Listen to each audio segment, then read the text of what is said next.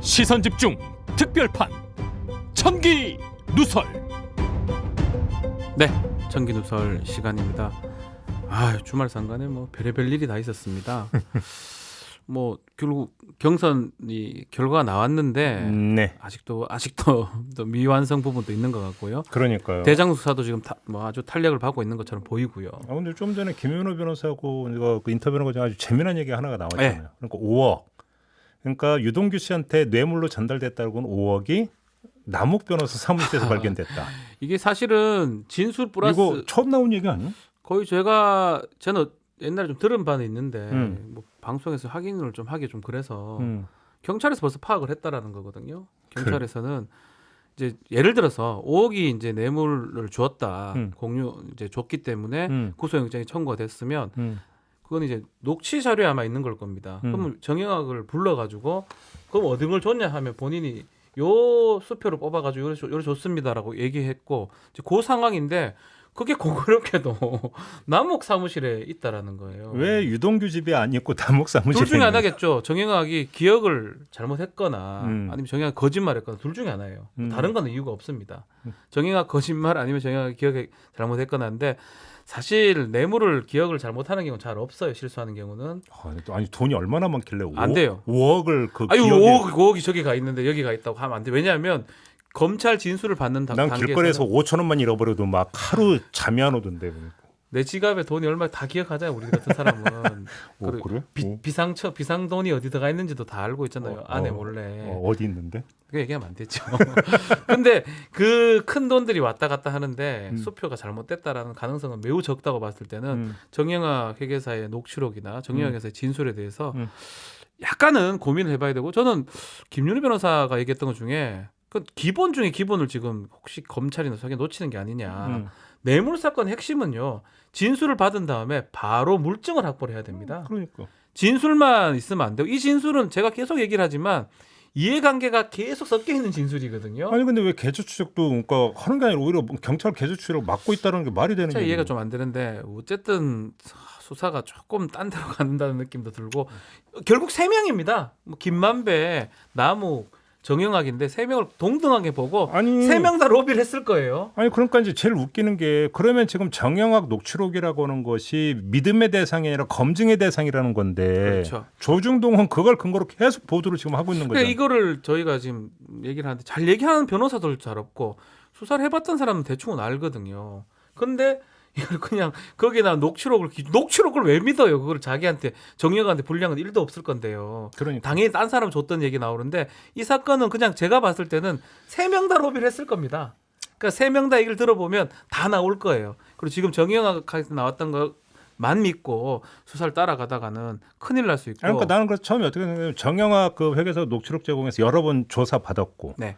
유동규 씨는 구속됐고 그러니까 구속된 상태에서 여러 번 또 불려서 조사 받았겠지. 그렇죠. 어제 이제 김만배 씨 소환 조사하길래 이거 막바지로 가나 했더니 전혀 아니라는. 김만배 나와버렸고요. 김만배는 3가지 정도거든요. 좀 뺐던 건 470억 현금 부분도 그건 경찰에서 주로 보고 있고 어쨌든 뇌물 공여 부분도 있었고요. 어쨌든 그 곽상도 아들한테 그것도 뇌물이 될 수 있는데 어쨌든 3개 다 큰 문제가 없다라고 본 거예요. 최소한 못다는 건 뭐냐면 영장을 칠 만한 소명한 자료가 없다라는 거거든요. 그러니까. 그래서 나온 거고요. 그러니까 어차피 이제 뭐 유동규 씨 같은 경우는 그 늦어도 20일쯤에는 기소를 해야 된다는데 구속 기한 때문에 기소나 제대로 할 수 있을지 이게 지금 문제라는 거잖아요. 하기는 뭐 하겠죠.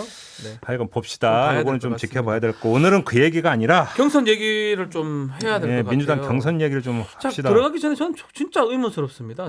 저도 뭐 이렇게 시사 방송도 하고 하는데 제가 다 물어봤거든요. 많은 분한테 주말간에 이 권리당원하고 여론하고는 거의 같이 가는데 3차 슈퍼에코에서 일반 조사에서 너무나 차이가 납니다.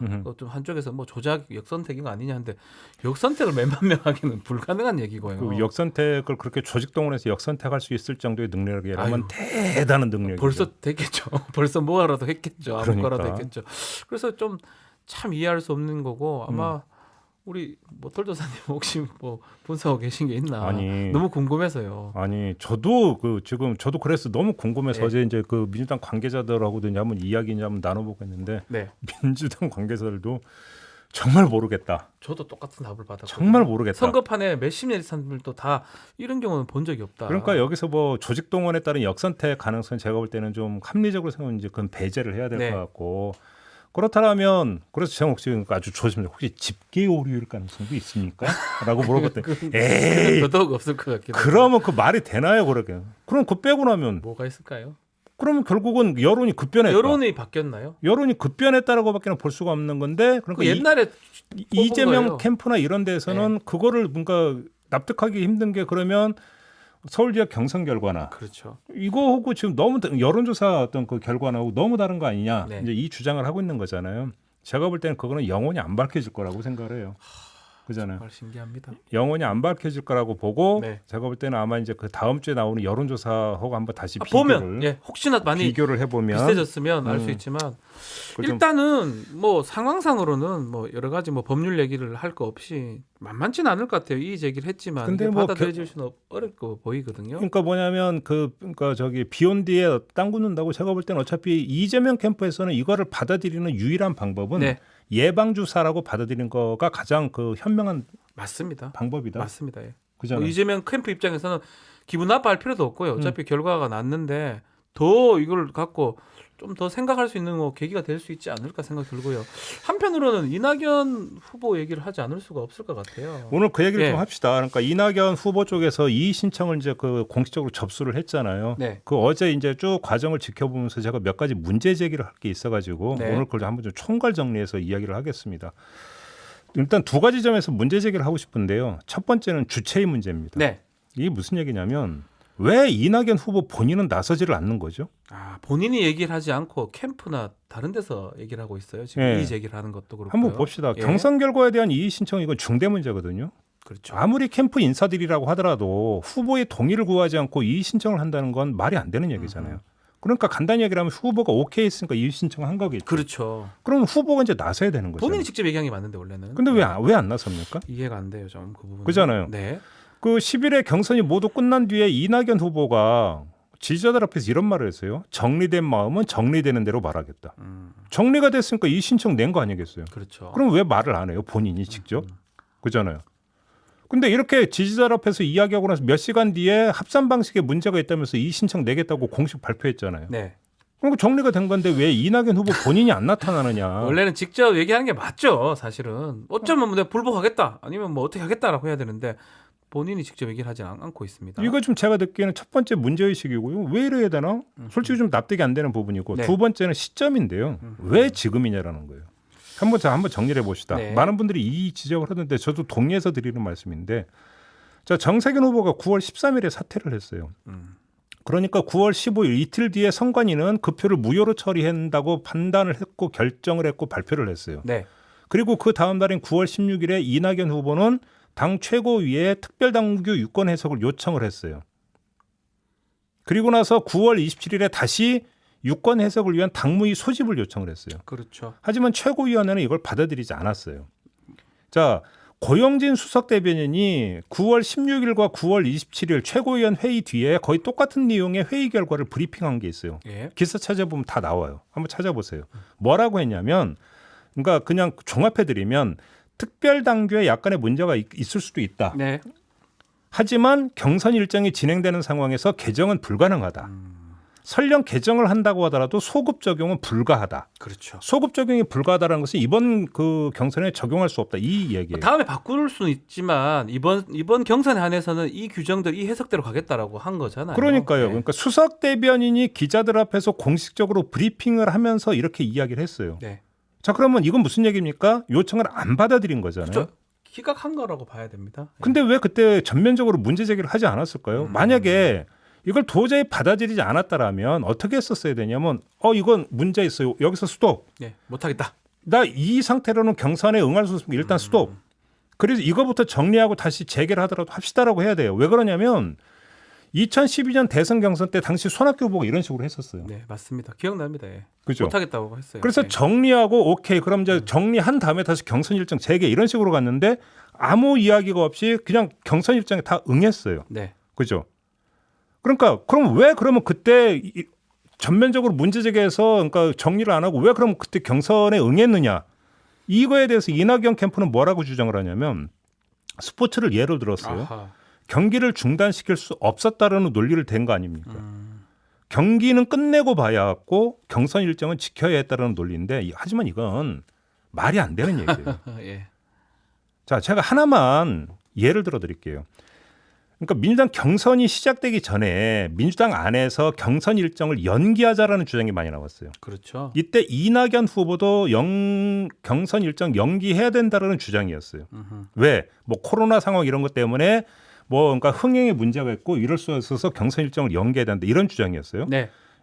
자, 당헌 당규에 후보 선출 시점이 정해져 있어요. 못 박혀 있는데도 그런 코로나라고 하는 상황 논리를 앞세워서 일정 연기를 주장했었어요. 맞습니다.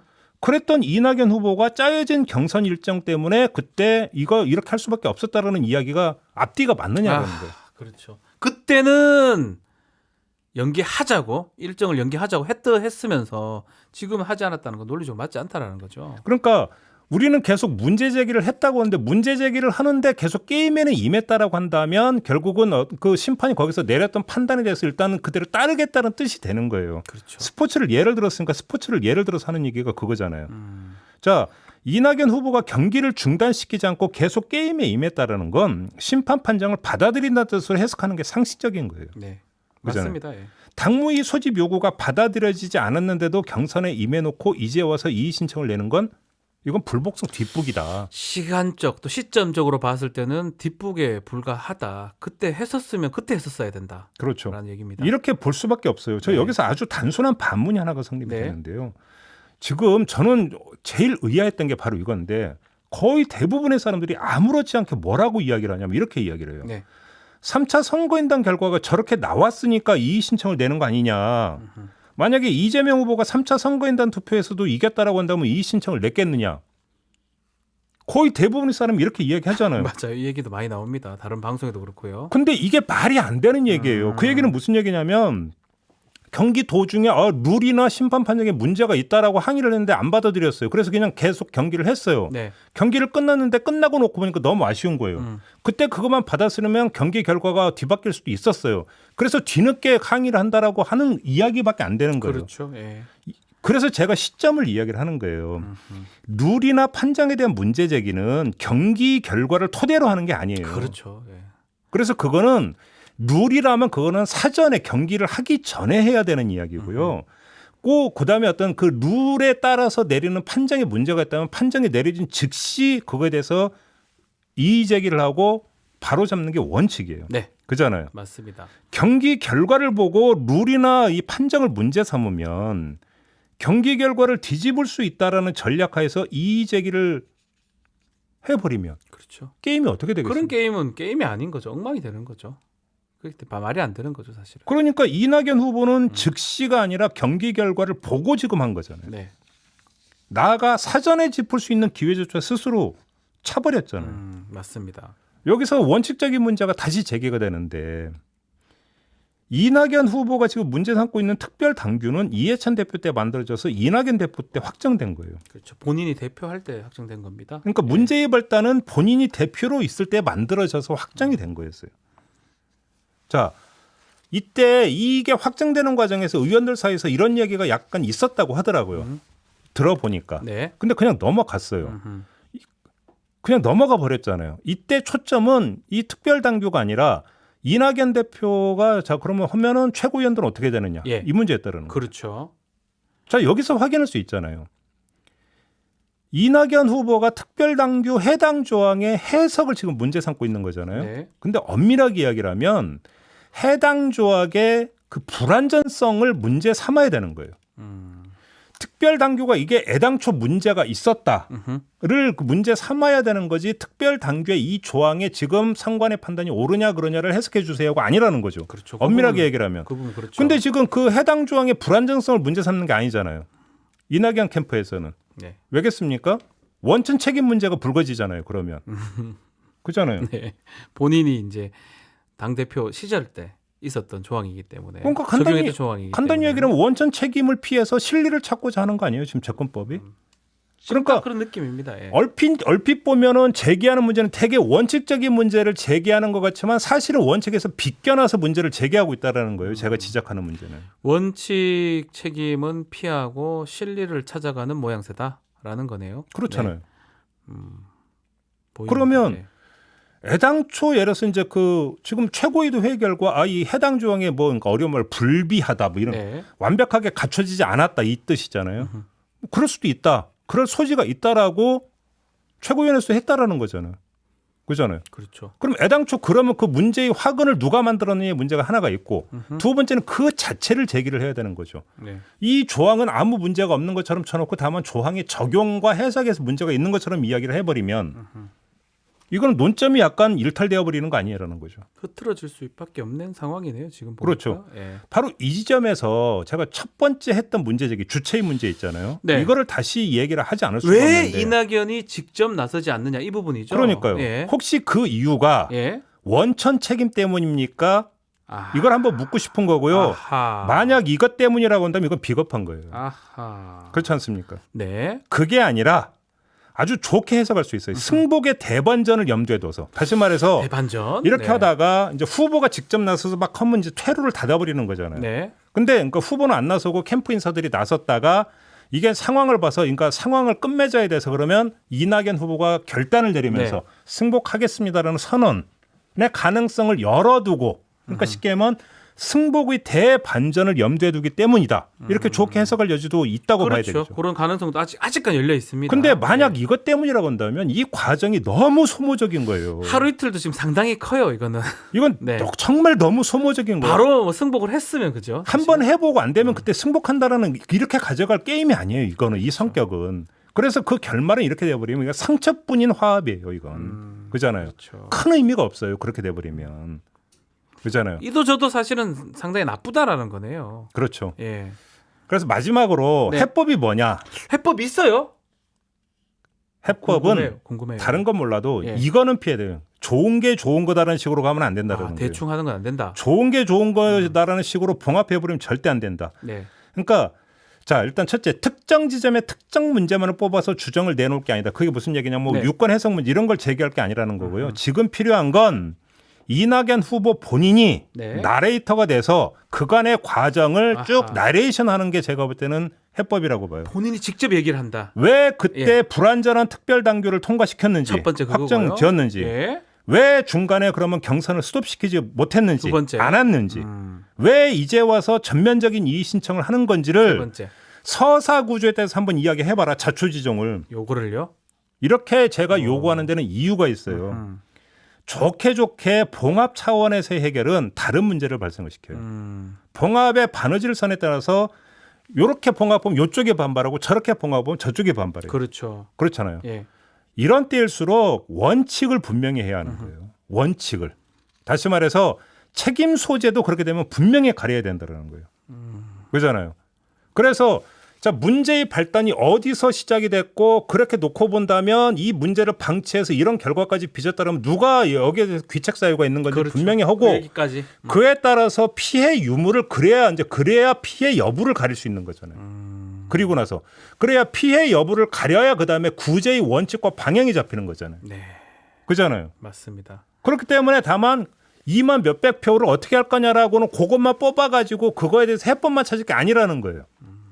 이게 들어보니까 왜 이낙연 후보가 직접 얘기를 안 하는 게 이해가 되면서도 또 결국 해법은 직접 얘기를 하는 게 해법일 수밖에 없다는 얘기네요. 그러니까 이낙연 후보가 본인이 직접 나서세요. 네. 나서가지고 문제의 원천인 특별 단계부터 해갖고 쭉 이야기를 하세요. 네. 그래가지고 그러면 설득을 할 수 있으면 하시면 당 지도부 차원에서 반영이 될 것이고 아니라고 한다면 정리가 되고 그래서 정리가 되는 과정에서 본인을 지지했던 사람들에 대해서도 설득 과정이 같이 가야 되는 거잖아요. 그렇죠. 그냥 본인이 포기하는 걸로 되는 문제가 아니잖아요. 왜냐하면 이거는. 지금 많은 그 이낙연 후보 지지자들은 지금 뭐 의원들도 마찬가지고요.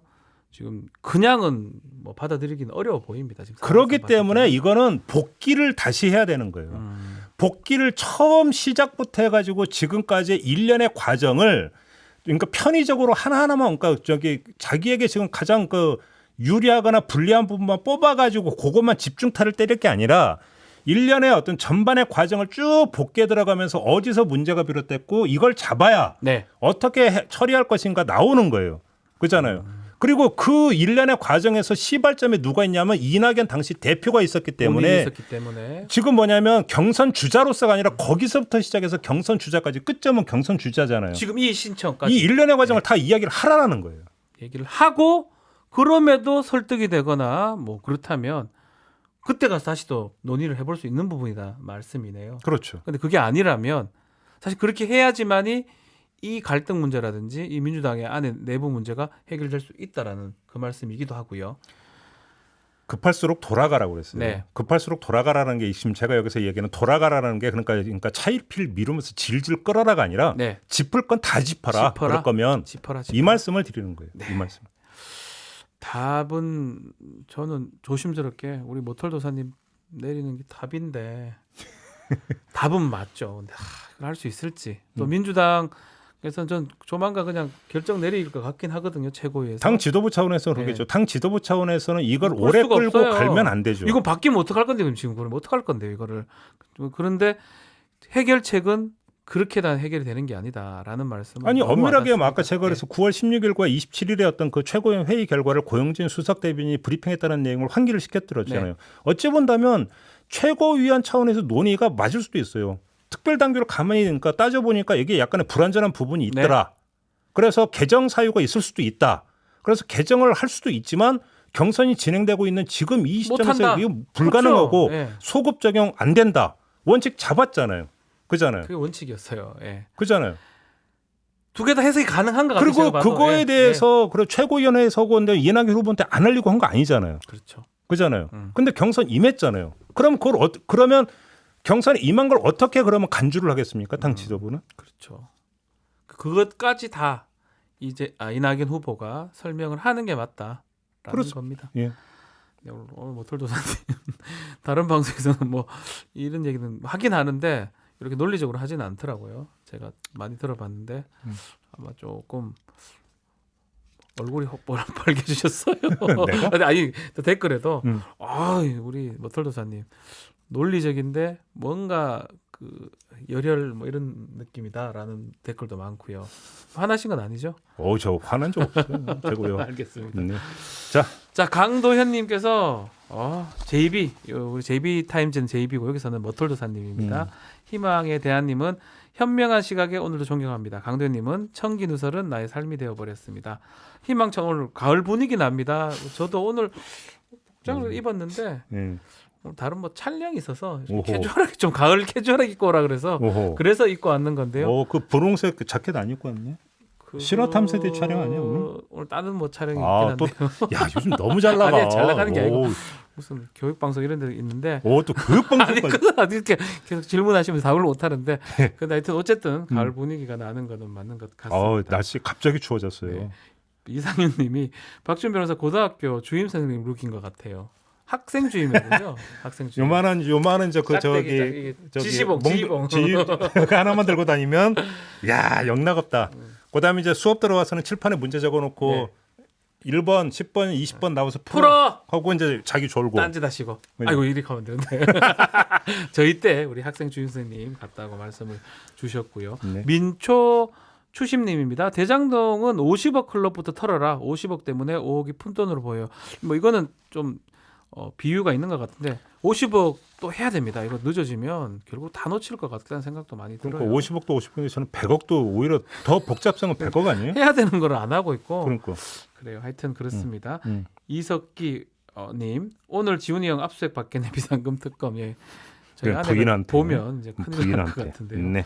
복사골 역선택 10만 명 가능합니다. 글쎄요. 이혁수님은 교회 7만 표 금방 모읍니다라고.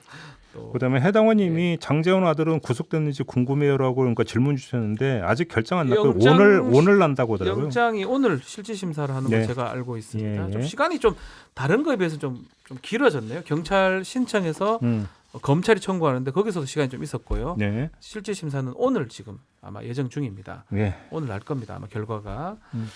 자 구경모님 서울, 부산 보궐지구도 자가격리 하시더니라는 말씀도 주시고요.